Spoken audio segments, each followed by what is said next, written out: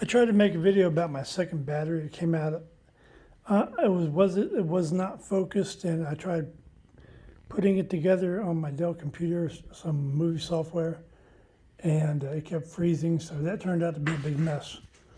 But I'm going to explain to you what I've done real quick.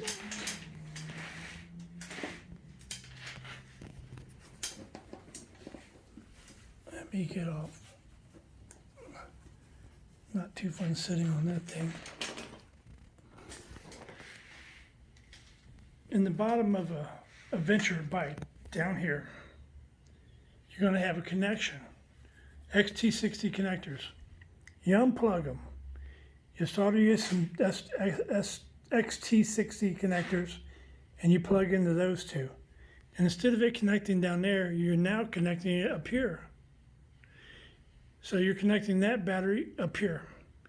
And then when that battery runs down, you can unplug that and then plug the backup battery into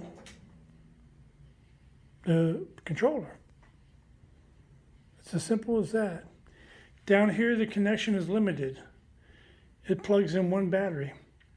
When you go into those two wires and then run those wires up into your bag, you can make your connection to your factory battery up here, and then you can make your connection to your, here, let me show you. It's very simple.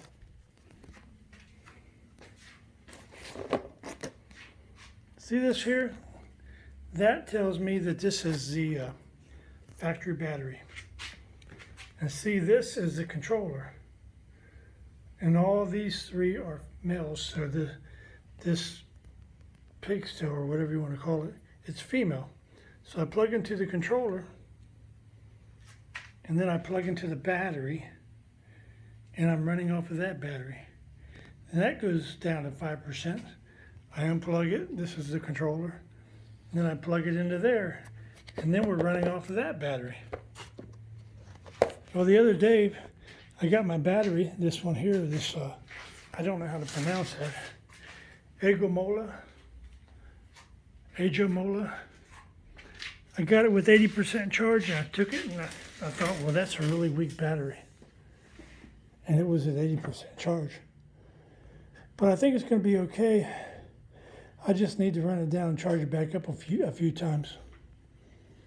But I just could tell that my factory battery was a lot stronger than the backup. So yesterday I went a total of 43 miles, and the backup battery went down to 10%, and I think the factory battery went down to 30%. Well, I charged the backup battery all night, and it was up to 100%. And I had my factory battery out of the bike charging on the shelf. And I'm just running the bike off of the backup battery. Keep in mind, the first time I went up this hill pedaling with full throttle, with this battery, it was difficult. It's not difficult at all with the factory battery. But after I got that thing run down and I charged it back up to 100%, the backup battery seems to be as strong as the Aventon battery, the one, I don't know how long, I'm sure it won't outlast my Aventon battery, because for $280, I'm pretty sure those are not Panasonic batteries in my backup. But it's very simple to add a battery. When you pull your battery out and you see 5 terminals, don't pay any attention to that, because when you take the screws out and you look at the back of that plate, you're going to see only a red and a black, a positive and a negative, and that's all you're working with.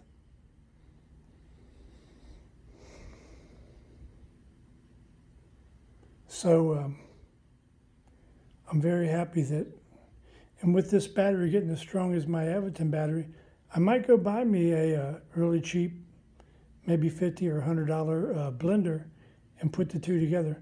But here's the way I'm working it now. Anywhere I go with my factory battery, which is 15 amp hours, the backup battery is 20 amp hours. I can go anywhere I want and go down to 5% battery, and then plug in my backup battery And I'm going to get it back to where I started because this is a bigger battery.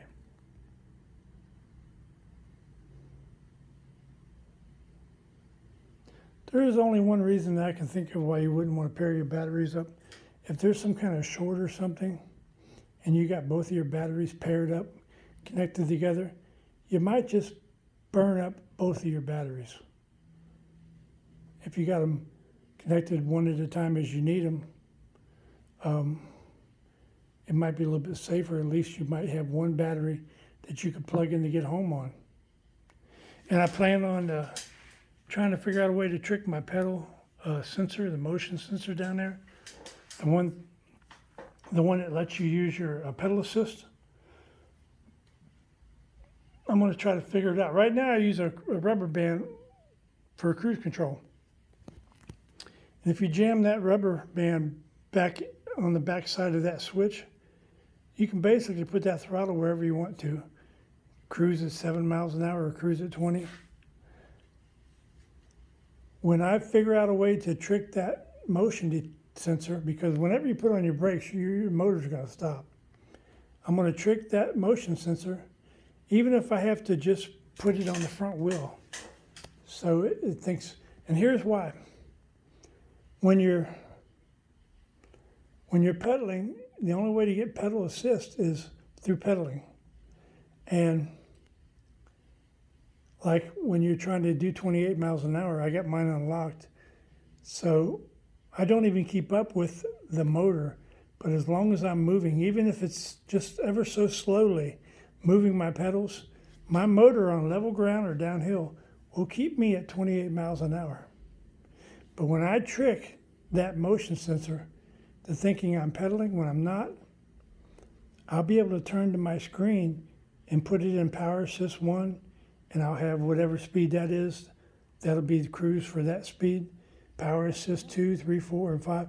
5 will be 28 miles an hour, and I won't have to pedal at all. That'll be so nice. And I generally don't use power assist and have this bike at 28 miles an hour that much, because it's kind of hard on the motor. The motor's just spinning like seriously fast. But I'm going to get me a motor for the front wheel. This guy's Citizen Cycle, he had to get a motor and then have a rim made for that motor. I'm going to do that same thing. But I'm not going to race this bike. I'm just going to use that. And see, then I'll have my factory battery, my backup battery, and a small battery for the front hub for when I want to go up a hill, you know, where I don't really want to pedal at all. If it's just a mild hill, those two motors will take me right up that hill with no problem. Or if I'm using this thing here to haul my 2 Airedales, I'll be able to use both motors and I won't have to pedal that much. That's going to be a wrap. I'm going to unplug my chargers and come back down tomorrow morning and plug them back up. I don't like to leave them on and walk away from them. I wish this thing here had fat 4-inch wide tires.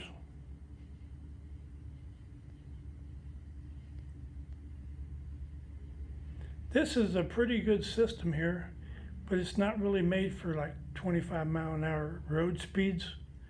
I might just rig me up something that would easily go 25 miles an hour. And I really don't want my dogs in that thing while I'm on the road and cars behind me, but I can use it for cargo. But it's just not really set up. It's got metal bearings and everything. I mean, it's not like plastic friction rubbing together. It actually has bearings just like my bike. It has wheel bearings in it. But it's basically for like on a little bike trail, a paved bike trail. Get your dog back there and get to a nice open field and turn them loose and let them run. I lost my mom here, coming up on 2 years this August the 12th. 2020, August the 12th at 11:35 at night. And this bike has put a little bit of joy back in my life. It's really hard, it's a slow process, getting over your mother passing away. That's going to be a wrap.